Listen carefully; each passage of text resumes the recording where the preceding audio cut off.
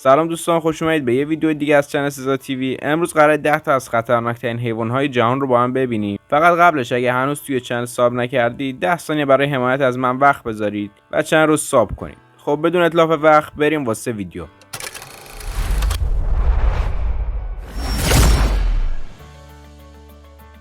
رتبه شماره 10: اسب آبی.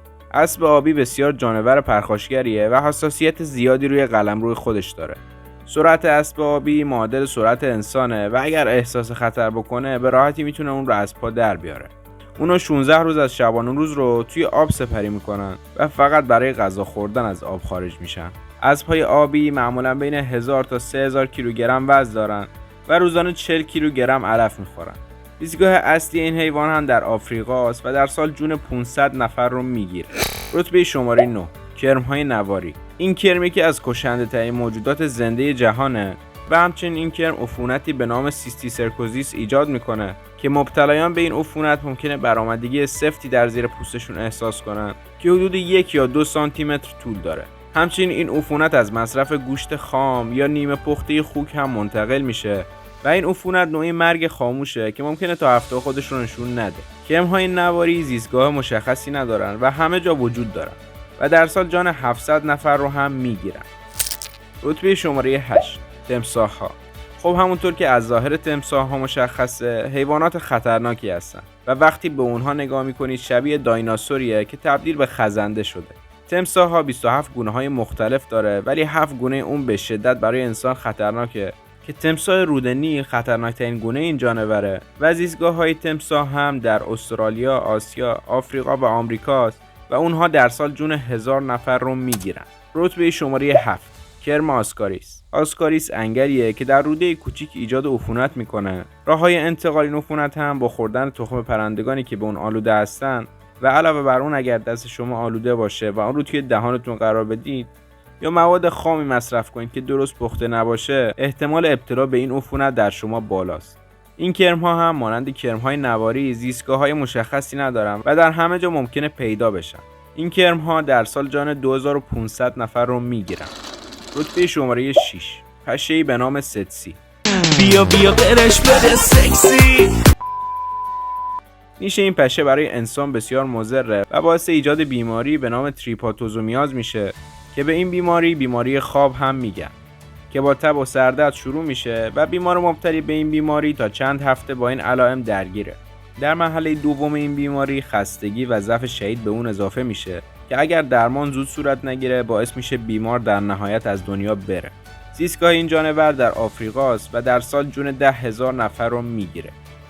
رتبه شماره 5: سن ضارب یا سن قاتل که همونطور که از اسم این حشره مشخصه یه قاتل به تمام معناست. سن قاتل شما رو میگزه، خون شما رو میمکه و بیماری به نام شاگاس رو به شما منتقل میکنه که این بیماری باعث عفونت و التهاب بافت‌های بدنتون میشه. زیستگاه این جانور در آمریکای شمالی و جنوبی، اروپا و آسیا و آفریقا هستش و همچنین این حشره در سال جون 10 تا 12,000 نفر رو میگیره. رتبه شماره 4: حلزون آبهای شیرین. این حلزون باعث به وجود آمدن بیماری به نام شیستومیازیس میشه که به اون تب حلزون هم میگن. این بیماری در مجاری ادرار و روده ها عفونت ایجاد میکنه و حتی قرار گرفتن در آبی که دارای انگل های این بیماریه میتونه شما رو بیمار کنه. همچنین تب حلزون بیشتر در کشورهای مشاهده شده که لوله کشی تمیزی نداشتن. این جانور هم متاسفانه در سال جان 10 تا 20 هزار نفر رو میگیره. رتبه شماره 3: سگ. سگ‌های مبتلا به هاری علت مرگ 25 تا 35 هزار نفر در سال هستند. همچنین سازمان بهداشتی جهانی اعلام کرده که 90% افرادی که به هاری مبتلا میشن این بیماری رو از سگ میگیرن. هاری رو میتوان با واکسن از بین برد، اما در مناطق دورافتاده آسیا و آفریقا که واکسیناسیون رو انجام ندادن سالانه 25 تا 35 هزار نفر جان خودشون رو از دست میدن. رتبه شماره 2: مارها. مارها سالانه بیش از 100,000 نفر رو قربانی خودشون میکنن.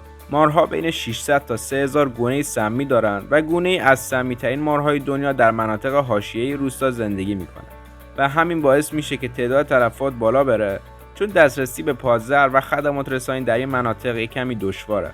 البته تمام مارها از یک روش برای کشتن شما استفاده نمی‌کنن. مثلا مار آناکوندا و پایتون به جای زهر شما رو له میکنن یا مثلا مار کبرا برای کشتن شما لازم نیست شما رو لمس کنه. و صرفا از دور به شما سمپاشی میکنه. و اما رتبه شماره 1 لیست ما پشه‌ها هستن. کشنده ترین موجود جهان موجودی هستش که ما بارها با اون درگیر بودیم. خارش تنها یکی از کوچکترین مشکلاتیه که پشه‌ها برای ما ایجاد میکنن.